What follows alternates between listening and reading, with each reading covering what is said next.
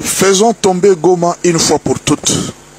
Voilà la décision qu'ont eu les Français, les Anglais, les Ougandais, les Kenyans et tous les autres.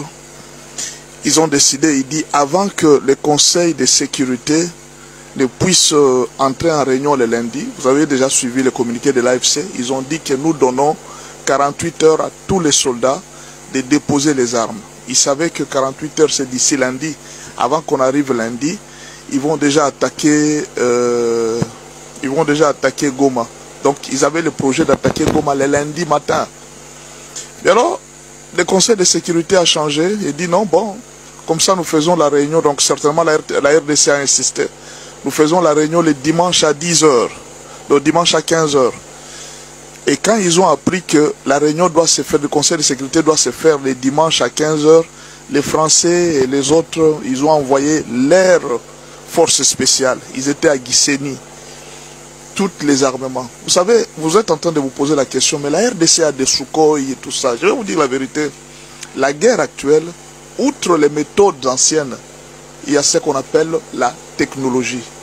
Et c'est ce que les Occidentaux ont investi au Rwanda pour avoir les minéraux congolais. Ils ont investi beaucoup d'argent, mes frères.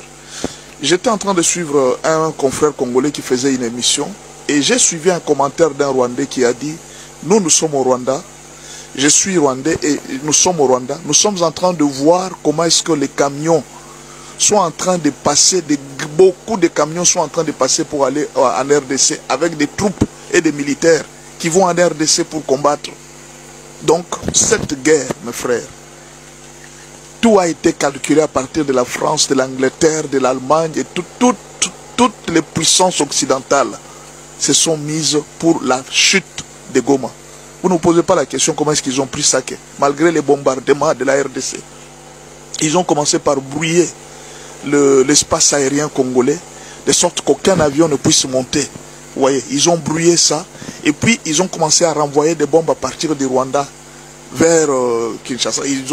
Vers Goma. Ils ont réussi même à détruire un char de combat congolais. Pensant que maintenant, comme ils ont créé la terreur, la Goma, les gens, la population de Goma, ah non, nous avons un peuple fort. Nous avons un peuple fort. Le peuple congolais a compris que la liberté, avoir la liberté, la souveraineté, on ne l'achète pas. On ne peut plus accepter d'être esclave. La population de Goma a dit, nous ne sortirons pas de cette ville. Oh non, il y a guerre, il y a des bombes. Il dit, s'il faut nous tuer, ils vont nous tuer tous, ils vont nous trouver ici. Pendant que les soldats sont en train d'aller au front, le peuple était derrière en train de les accompagner, les soldats dans des bus, le peuple derrière en train de les accompagner. Alors, cette scène-là a été merveilleuse. Et Goma a été épargné d'une attaque montée à partir de l'Occident. Mes frères, imaginez que la guerre que vous voyez là, Kagame en fait n'a plus rien. Il n'a plus rien. Il a été épuisé par cette... Vous ne vous posez pas la question. Quel est l'argent que Kagame a pour mener cette guerre pendant autant d'années? Il va trouver l'argent où? Ce n'est pas lui qui mène la guerre. Il est commandé. Et la dernière chose qu'ils étaient en train d'attendre, c'est faire tomber Goma ce dimanche-ci, avant la réunion du Conseil de sécurité. Et au moment où je vous parle, il y a un calme terrible à Goma. Il y a un calme terrible à Goma. Et ce qui s'est passé aujourd'hui au Conseil de sécurité, ça a changé la vie de plusieurs nations. Tous, même s'il y en a qui ont condamné hypocritement, non bon, ça va, nous condamnons, mais je vous dis ce que Kai Kwamba Thérèse a dit au Conseil de sécurité. Ah, je ne sais pas. C'est terrible. Vous allez attendre, nous attendons demain lundi ou après-demain, vous allez voir des sanctions vont commencer à tomber. Que Dieu fasse grâce. Nous disons merci au Seigneur d'avoir protégé la vie de plusieurs personnes. C'est vrai, il y a eu même des gens qui ont annoncé qu'il y aura un bain de sang. Jusque-là, il n'y en a pas encore à Goma. Bien sûr qu'il y a eu, les morts ne manquent pas, mais tel que c'était prévu, il n'y en a pas. Goma est épargné jusqu'au moment où je vous parle. Il y a des gens que nous avons appelés. Certes, on a fermé l'aéroport. Bon, fermer l'aéroport, ce n'est pas... Non, on a suspendu le vol. On n'a pas fermé l'aéroport. On a suspendu le vol. Pourquoi? Par rapport à la stratégie, parce qu'on pouvait abattre un vol en plein air. On ne sait pas.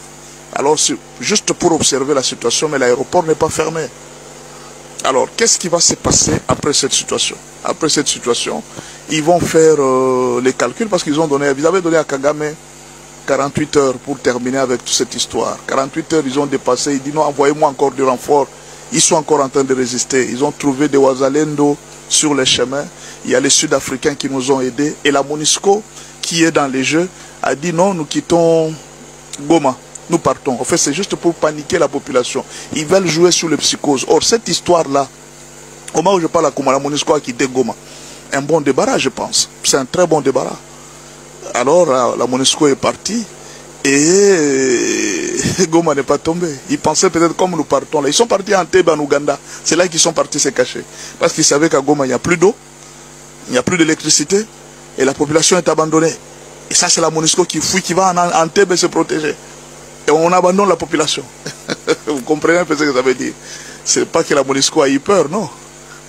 Ils jouaient les jeux. Ils savaient que c'est une complicité internationale. Mais alors, une armée qui tient face à une complicité internationale, vous allez dire, mais que font nos Sukhoi? Papa, un Sukhoi coûte cher. On ne peut pas risquer aujourd'hui de faire lever les Sukhoi sachant que demain nous pouvons perdre cet avion. Nous devons conserver certaines énergies. Nous sommes en train de mettre une grande pression. Jusqu'en dernière minute, nous sommes en train de prendre aussi des stratégies pour contraindre certaines choses. Et je vous dis la vérité, la RDC, même moi je suis en train de dire même à tous ces gens qui disent que non, la RDC est entrée au Rwanda, ne le dites pas, même s'ils sont entrés, c'est vrai, il ne faut pas le dire. Parce que ça risque de détruire encore. Nous croyons que en dehors de ce que Kayikwamba est en train de faire à l'ONU, c'est aussi important. Alors il ne faut pas, même si courageusement nous sommes entrés, il ne faut pas montrer sur le plan international que la RDC est entrée. Nous risquons de rater une raison. Parce que là, Kayikwamba a été clair. Premièrement, on doit retirer les Rwandais comme être un membre, comment on appelle ça, membre supporter des Nations Unies pour la paix. On doit retirer ce mandat-là qu'on avait donné au Rwanda. On doit sanctionner la vente de tous les minéraux qui transitent par le Rwanda. Il faut imposer là un embargo par rapport à ces minéraux et les étiqueter pour que le Rwanda ne soit pas un endroit où doit être le passage des minéraux. Elle a demandé aussi beaucoup d'autres choses, et même des sanctions sur la vente d'armes vers le Rwanda pour ne pas alimenter la guerre. Alors, toutes ces choses que Kayikwamba a démontrées noir sur blanc, ce sont des choses qui ont de preuves alimentées. Mais alors, même si Kagame est protégé, en fait, Félix est en train d'utiliser la même méthode que Kagame a utilisée. La méthode qu'il a fait monter, c'était les Nations Unies. Il avait la défense des Nations Unies. On part par la même méthode, c'est par là où l'arbre où il est monté, c'est là qu'on va le faire descendre. C'est ça le principe, c'est simple. On le fait descendre à l'arbre où même il est monté, ce qu'il a amené dans les concerts des nations. C'est là qu'on va détruire sa réputation. Et de plus en plus, plus la guerre dure, je vous ai dit le matin, plus les choses traînent, plus les choses avancent, plus les choses continuent, plus la vérité est en train de sortir. Plus la crédibilité est en train de terminer, plus aussi les mafieux sont fatigués. Imaginez une brigade spéciale française à Gisenyi pour venir attaquer Goma. Ils ont dit, terminons une fois pour toutes. Mais nous sommes le soir aujourd'hui, il y a un calme terrible à Goma. Maintenant, ils vont fournir quel effort encore? Il n'y a pas de problème. Le problème, c'est le peuple congolais. Même si vous dites que nous allons fournir n'importe quel effort, nous sommes là, nous vous attendons. Nous allons défendre nos pères, nous allons défendre nos enfants, nous allons défendre... Heureusement, ceux qui sont en train d'être déplacés, Dieu merci qu'ils ne sont pas morts, ils vont retourner chez eux. Supporter, je sais que c'est une situation dure.